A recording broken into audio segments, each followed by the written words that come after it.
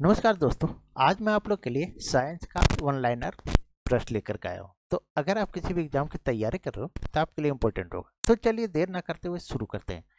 तो देखिए, आज हम लोग वन लाइनर पढ़ेंगे दोस्तों।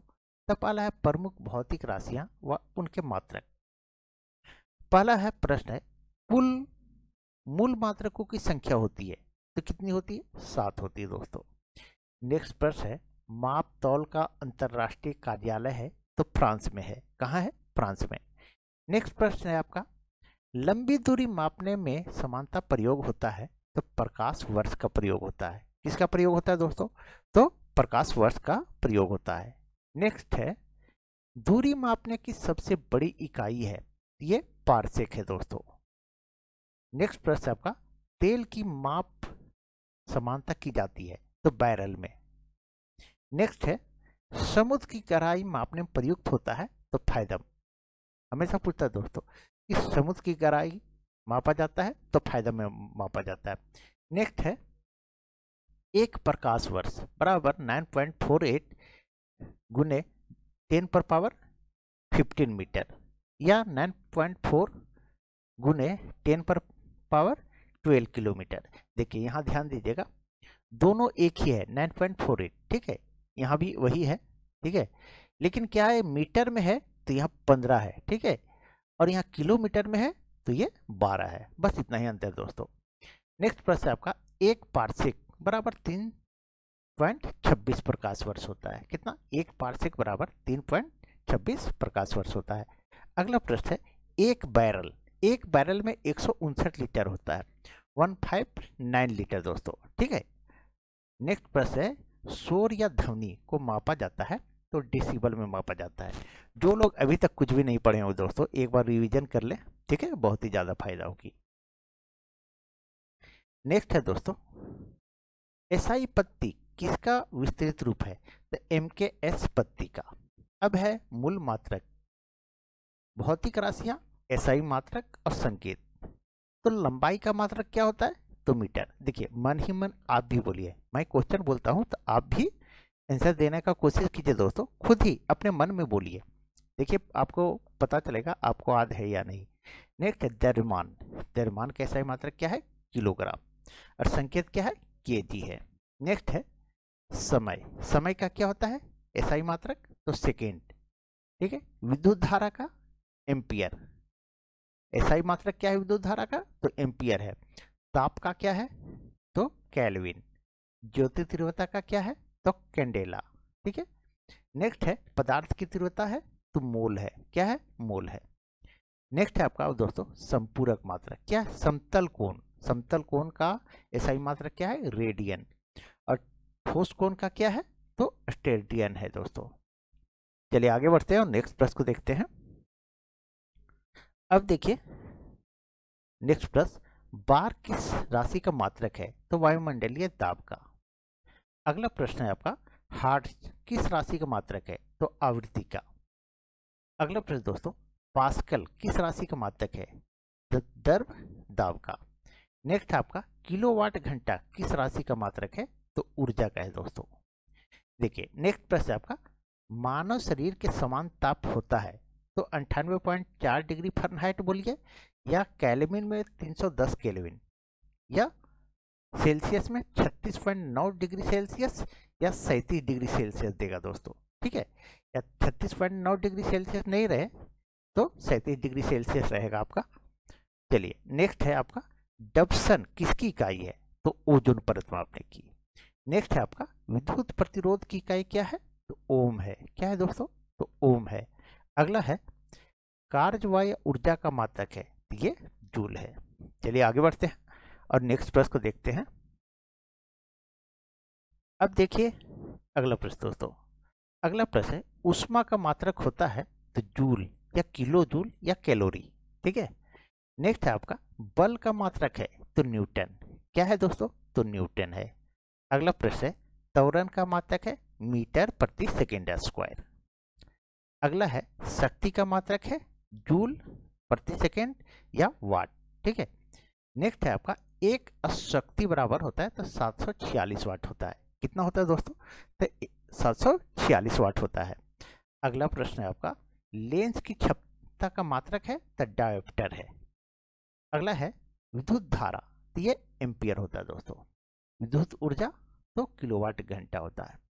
विद्युत प्रतिरोध का मात्रक ओम होता है और विद्युत आवेश का मात्रक कूलम होता है। चलिए, इस तरह का वन लाइनर में सारा का सारा आप लोग को पूरा पढ़ा दूंगा दोस्तों, तो आप लोग पूरा वीडियो वॉच कीजिए। देखिए, नेक्स्ट है विद्युत विभव का मात्रक क्या है, वोल्ट। नेक्स्ट है विद्युत धारिता का मात्रक क्या होता है, तो फैराडे होता है दोस्तों। नेक्स्ट प्रश्न है, भूकंप की तीव्रता मापी जाती है तो रिएक्टर स्केल पैमाने पर मापी जाती है। नेक्स्ट प्रश्न है, 1 न्यूटन बराबर 10 पर 5 पावर में 5 डाइन और 1 जूल बराबर 10 पर 7 अर्ग होता है। पूछ देगा 1 जूल बराबर कितना अर्ग होता है, तो 10 पर पावर 7 अर्ग होता है दोस्तों। चलिए आगे बढ़ते हैं और नेक्स्ट प्रश्न को देखते हैं। अब देखिए गति, तो गति में अदिश राशियां, ठीक है, जिसकी कोई दिशा नहीं हो, ठीक है, तो द्रव्यमान, चाल, आयतन, कार्य, समय, ऊर्जा, दूरी, शक्ति, विद्युत धारा, ताप और दाब, ये अदिश राशियां है। सदिश राशियां, तो वेग, विस्थापन, बल, त्वरण, बल और त्वरण, संवेग और आवेग, आवेग भी होता है दोस्तों, बल, अघूर, यदि सभी, ये है सदिश राशियां। अब है भौतिकी के पिता कहा जाता है, तो न्यूटन को कहा जाता है। अगर पूछ दे दोस्तों न्यूटन ने गति के विषयक नियम दिया तो किस बुक में, तो प्रिंसिपिया बुक में दोस्तों। फिर है प्रथम न्यूटन नियम, ठीक है, न्यूटन का प्रथम नियम, यदि कोई वस्तु विराम अवस्था में है तो वह उसी अवस्था में रहेगी, यदि कोई वस्तु गति अवस्था में है तो वह गति में ही अवस्था में रहेगी जब तक उस पर कोई बाहरी बल ना लगाया जाए। जो वस्तु जहां पड़ा हुआ है वहीं रहेगा दोस्तों, जब तक उस पर कोई बाहरी बल नहीं लगे, ठीक है। और जो वस्तु गति में है तो वो गति में ही रहेगा जब तक उस पर कोई बाहरी बल नहीं लगेगा, ठीक है। अब दूसरा नियम है, देखिए न्यूटन के प्रथम नियम को कहते हैं गैलीलियो या जड़त्व का नियम। ध्यान दीजिएगा दोस्तों, बार बार पूछता है इस प्रश्न को कि न्यूटन के प्रथम कि गैलीलियो का नियम या जड़त्व का नियम किसे कहते हैं, या न्यूटन के प्रथम नियम को अन्य नाम बताइए, तो गैलीलियो का नियम या जड़त्व का नियम, ठीक है। नेक्स्ट है आपका, न्यूटन के किस नियम से बल की परिभाषा मिलती है, तो बल की परिभाषा न्यूटन के प्रथम नियम से मिलती है। नेक्स्ट आपका न्यूटन की गति का नियम, ठीक है, द्वितीय नियम, तो किसी वस्तु पर कार्य करने वाले बल का मान उस वस्तु के द्रव्यमान तथा वस्तु में उत्पन्न त्वरण के समानुपाती होता है। बल बराबर क्या होता है, द्रव्यमान गुने त्वरण, इसका फॉर्मूला है F बराबर ma, ठीक है। अब देखिए 9वां नंबर प्रश्न दोस्तों, 9वां नंबर आपका प्रश्न है आपका, न्यूटन का कौन सा नियम क्रिया प्रतिक्रिया का नियम है, तृतीय नियम। तृतीय नियम को न्यूटन का क्रिया प्रतिक्रिया का नियम कहते हैं। नेक्स्ट है आपका अभिकेंद्रीय बल, जब कोई वस्तु किसी वृत्त के केंद्र की ओर वृत्ताकार मार्ग पर चलती है तो केंद्र की ओर एक बल कार्य करता है जिसे अभिकेंद्रीय बल कहते हैं, ठीक है। नेक्स्ट है आपका उत्तोलक कितने बिंदु होते हैं, तो 3 बिंदु होते हैं, कौन कौन, अलाम्ब, आयम और भार, ठीक है। फिर है उत्तोलक कितने प्रकार के होते हैं, तो 3 प्रकार के होते हैं दोस्तों। चलिए आगे बढ़ते हैं, नेक्स्ट प्रश्न को देखते हैं। अब देखिए प्रश्न दोस्तों, प्रथम श्रेणी उत्तोलक के उदाहरण। उत्तोलक हमेशा पूछता है दोस्तों, अच्छे से सुनिएगा, इसको ध्यान दीजिएगा। प्रथम श्रेणी उत्तोलक कौन कौन है, कैंची है, ठीक है, जिसका जो है बीच में केंद्र रहे, पिलास है, सणसी है, हैंडपंप है, कील उखाड़ने की मशीन है और साइकिल का ब्रेक है, ये प्रथम श्रेणी का उत्तोलक है। नेक्स्ट है प्रथम आकार के उत्तोलक की आंतरिक लाभ 1 से बड़ा या 1 के बराबर होता है।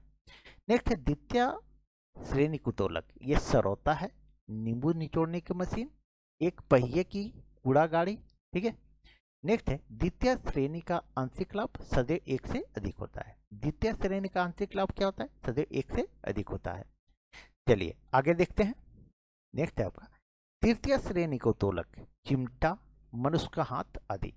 जब पूछ देता कभी कभी दोस्तों कि तृतीय श्रेणी उत्तोलक कौन है, उसमें आपको ऑप्शन दे देगा चार्टो और पूछ देगा तो मनुष्य का हाथ जो है तृतीय श्रेणी का उत्तोलक है। अब देखिए आगे, तृतीय श्रेणी के उत्तोलक में आंतरिक लाभ 1 से कम होता है। नेक्स्ट आपका वेग परिवर्तन की दर को क्या कहते हैं, तो त्वरण कहते हैं। अगला प्रश्न दोस्तों, क्षैतिज से किस कोण पर फेंकने पर वस्तु अधिकतम दूरी तय करेगी यदि प्रारंभिक वेग समान हो, तो 45 डिग्री से फेंकने पर वो अधिकतम दूरी, जैसे भाला फेंकते हैं तो भाला फेंकते हैं तो वो 45 डिग्री पर फेंकते हैं दोस्तों। अगला प्रश्न देखिए, किसी वायुयान से कोई वस्तु नीचे गिराने पर उसकी गति कैसी होगी, तो प्रक्षेप गति होगी। कैसी, प्रक्षेप गति होगी। अगला प्रश्न आपका, वस्तु की स्थिति परिवर्तन को कहते हैं, तो विस्थापन कहते हैं। अगला प्रश्न दोस्तों, घड़ी की सुई की गति होती है, ये आवर्ती गति होती है। क्या होती है, तो आवर्ती गति होती है। चलिए अगला देखिए, अगला प्रश्न आपका, न्यूटन के प्रथम नियम का उदाहरण। चलती मोटर को अचानक रुकने पर उसमें बैठे यात्री आगे की ओर झुकता है। ठीक है, कहाँ झुकता है, आगे की ओर झुकता है। चलती मोटर को अचानक रुकने पर उसमें बैठा यात्री आगे की ओर झुकता है। फिर क्या है, अगर ठहरी मोटर, रुका हुआ मोटर है, कोई गाड़ी है, और अचानक चलने पर यात्री जो है पीछे की ओर झुक जाता है। ठीक है, अगर गाड़ी चल रही है और ब्रेक मारता है तो आगे की ओर झुकता है, और ठहरा हुआ अगर कोई गाड़ी अचानक चलता है तो आदमी पीछे की ओर झुक जाता है। नेक्स्ट है आपका, न्यूटन के तृतीय नियम का उदाहरण। बंदूक की गोली चलने पर पीछे की ओर धक्का लगता है, जिसे क्रिया प्रतिक्रिया का नियम भी कहते हैं। अगला प्रश्न दोस्तों देखिए, वो पॉइंट है, किसी व्यक्ति के किनारे लगी नाव से कूदना। ठीक है, अगर आप कूदते हैं तो नाव पर भी एक बल लगता है और नाव पीछे की तरफ जाएगा। नेक्स्ट प्रश्न आपका, ग्रहों का तारों के चारों ओर चक्कर लगाना या किसी साइकिल या वाहन का मुड़ना या मौत के कुएं में मोटरसाइकिल चलाना संभव है, ये अभिकेंद्रीय बल के कारण संभव है। चलिए अब देखिए, मथनी या दूध से मक्खन निकालने की मशीन कार्य करता है, तो अपकेंद्रीय बल के सिद्धांत पर कार्य करता है। किस सिद्धांत पर, तो अपकेंद्रीय बल के सिद्धांत पर काम करता है। अब देखिए गुरुत्वाकर्षण,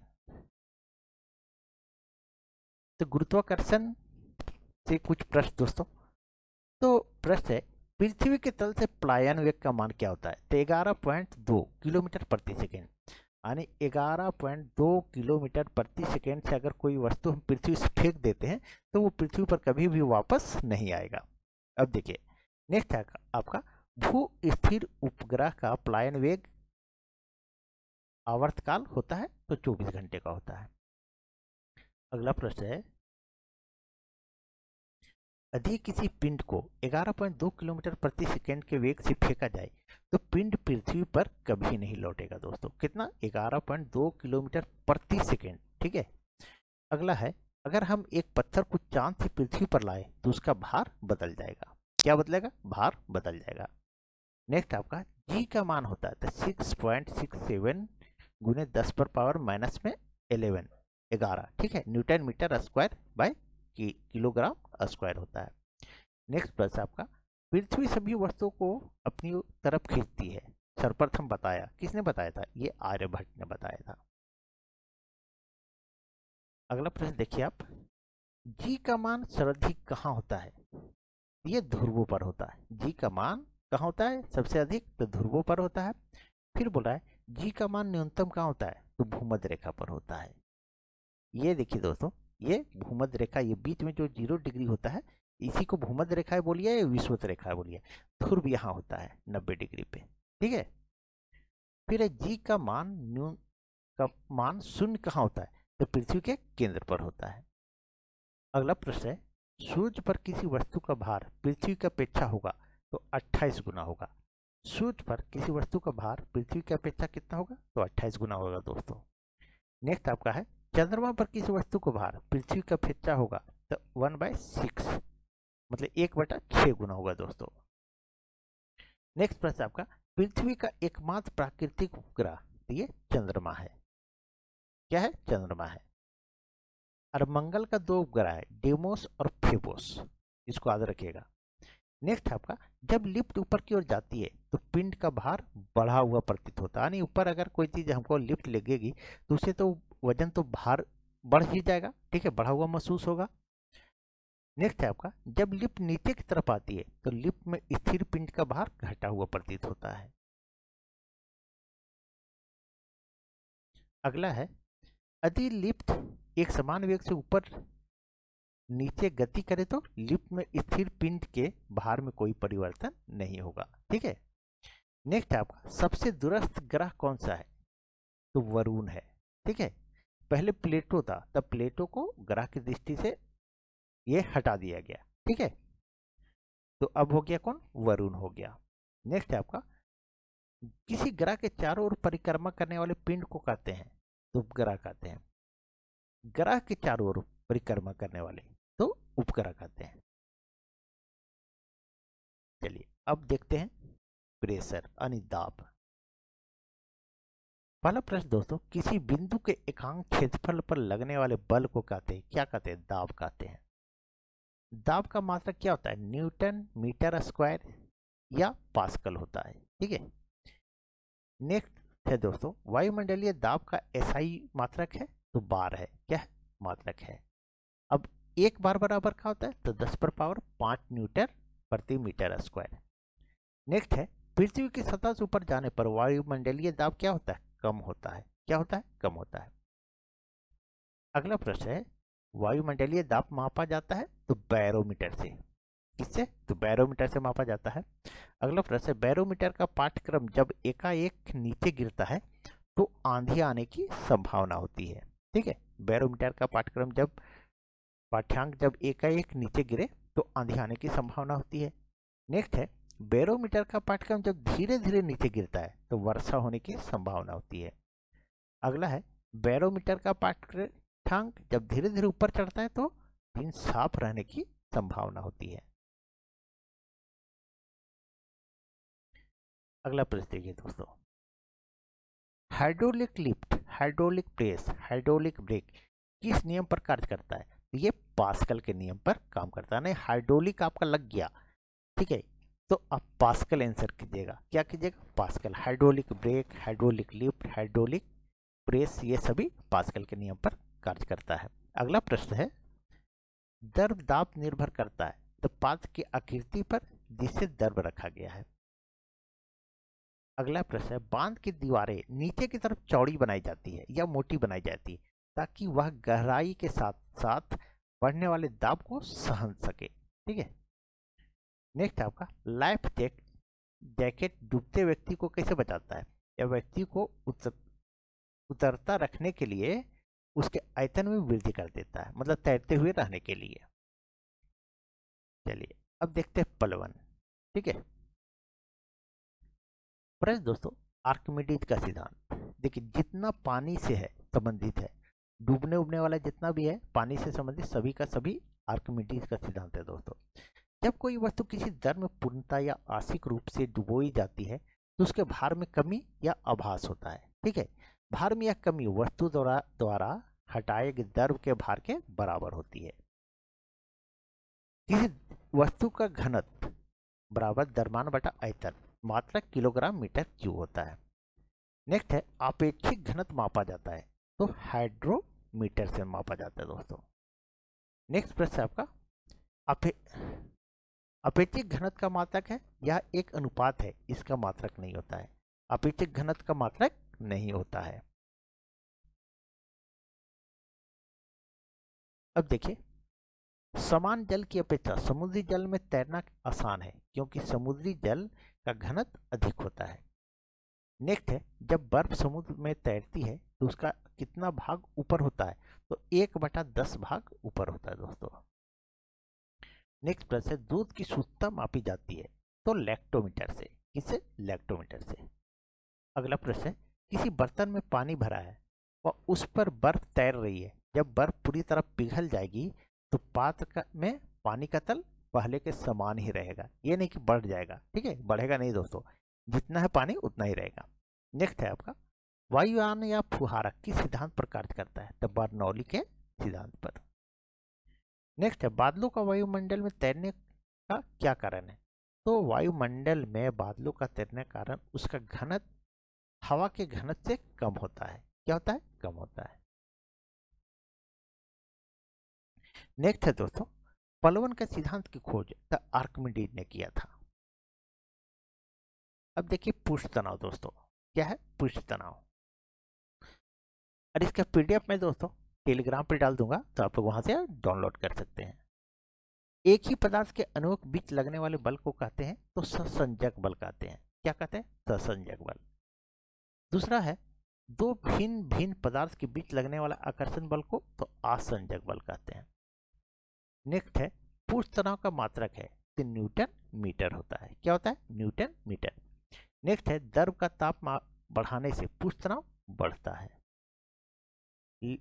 नेक्स्ट प्रश्न है लालटेन, ठीक है, या लैंप बत्ती में तेल ऊपर चढ़ता है तो कोशिश के कारण चढ़ता है दोस्तों। नेक्स्ट है पतली सुई पानी की सतह पर तैरती है, ये भी पृष्ठ तनाव के कारण तैरती है। ब्लॉटिंग पेपर किस सिद्धांत पर कार्य करता है? ये कोशिश के सिद्धांत पर काम करता है। अगला देखिए, गैस नली के द्रव के उतार चढ़ाव को कहते हैं तो कोशिश कहते हैं दोस्तों। अगला है पेड़ पौधे की तनों शाखाओं या पत्तियों में जल पहुंचता है, ये भी कोशिश के कारण पहुंचता है दोस्तों। नेक्स्ट है पानी में मिट्टी का तेल डालने से मच्छर क्यों नहीं होते हैं या मर जाते हैं? तो पानी पर मच्छरों के लार्वा तैरते रहते हैं। मिट्टी का तेल डालने से जल का पृष्ठ तनाव कम हो जाता है, जिससे लार्वा पानी में डूबकर मर जाते हैं। इसीलिए जहां भी पानी जमा रहे तो वहां मिट्टी तेल डाला जाता है दोस्तों, ताकि जो भी मच्छर पैदा होने वाला है वो सारा का सारा डूब करके मर जाए, उसका लार्वा डूब करके मर जाए। अगला प्रश्न है आपका, वायुयान में बैठे यात्री के फाउंटेन पेन से स्याही रिसने लगती, क्यों? क्योंकि ऊपर वायु दाब जो है सो कम होता है। क्या होता है? कम होता है।